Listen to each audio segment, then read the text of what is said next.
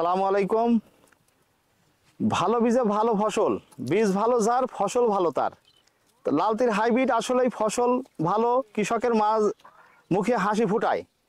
তা আমরা যারা কৃষক, যারা এই লালতির হাইব্রিড পেঁয়াজ চাষ করি, তা আমাদের একটাই দাবি কোম্পানির কাছে, এই বীজের দামটা একটু সহনীয় পর্যায়ে থাকলে কৃষকরা কিনতে আগ্রহী হয়, উৎসাহিত বাড়ে।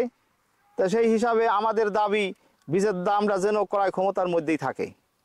আচ্ছা, আব্দুল্লাহ মাস্টার সাহেব, আমি আপনার কাছে জানতে চাচ্ছি যে লালতির হাইব্রিড পেঁয়াজে যে রোগ বালাই, এটা কি অন্য অন্য পেঁয়াজের তুলনায় কম না বেশি?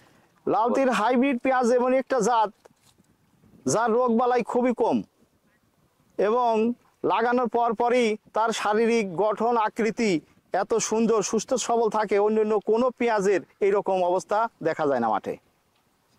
একদম পারফেক্ট বীজ, এর চাইতে ভালো বীজ বাংলাদেশের জমিনে আর কোথাও আছে কিনা আমার জানা নেই। তা আমি আর এই লালতির হাইব্রিড ছাড়া অন্য কোনো জাতের পেঁয়াজ আর চাষ করবো না, এটা আমি প্রতিজ্ঞা করছি এই বছরে।